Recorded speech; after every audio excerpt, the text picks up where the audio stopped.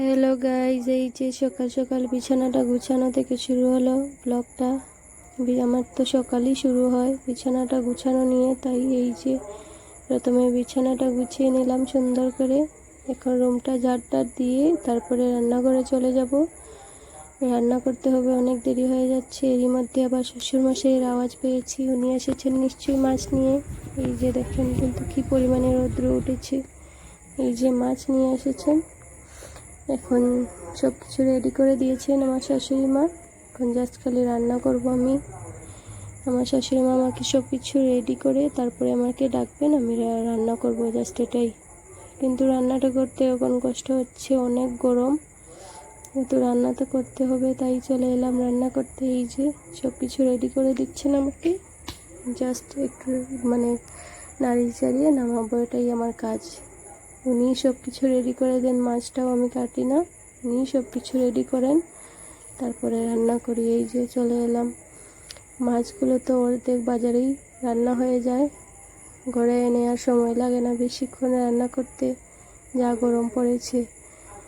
এই যে আবার আজকে মাছগুলো একটু তাজা ছিল, সকাল সকাল এনেছেন তো মাছগুলো, তাই।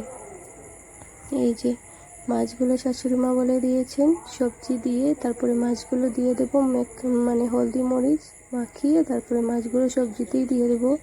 মাছগুলো আর তেলে ভাজবো না।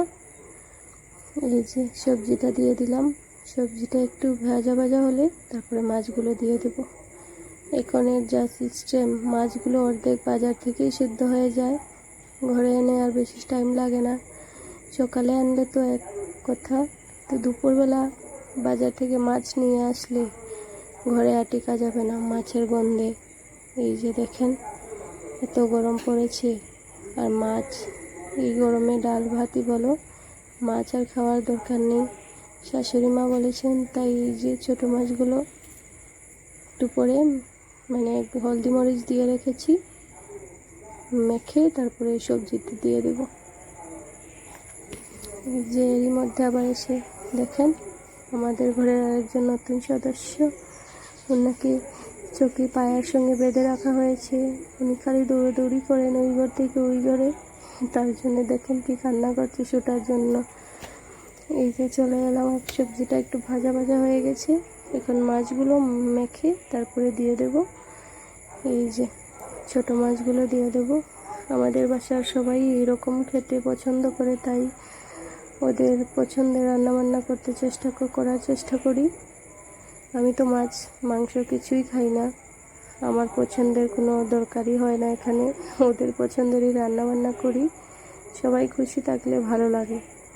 এই যে রান্নাবান্না মোটামুটি শেষের দিকে, এখন কয়েকটা ধনেপাতা নিয়ে আসবো। কয়েকটা গাছ হয়েছে আমাদের বাসায়, এই গাছ থেকে ধনেপাতা নেব, নিয়ে তারপরে ধুয়ে কেটে দিয়ে দেব। এই গরমে মাছ মাংস যতই ভালো করে রান্না করেন না কেন একদম ভালো লাগে না। এই গরমের বেস্ট খাবার হলো পাতলা ডাল আর সঙ্গে লেবু, এইগুলো হলে আর কিছু লাগে না। এই যে রান্নাবান্না মোটামুটি কমপ্লিট। এইরকম তাজা মাছ হলে তেলে না ভেজে একসঙ্গে দিয়ে দেবেন সবজির সঙ্গে, এইরকম খেয়ে দেখবেন অনেক ভালো লাগে। এই যে গল্প করতে করতে আবার ওকে স্কুল থেকে নিয়ে আসার টাইম হয়ে গেছে, রেডি হয়ে চলে যাব।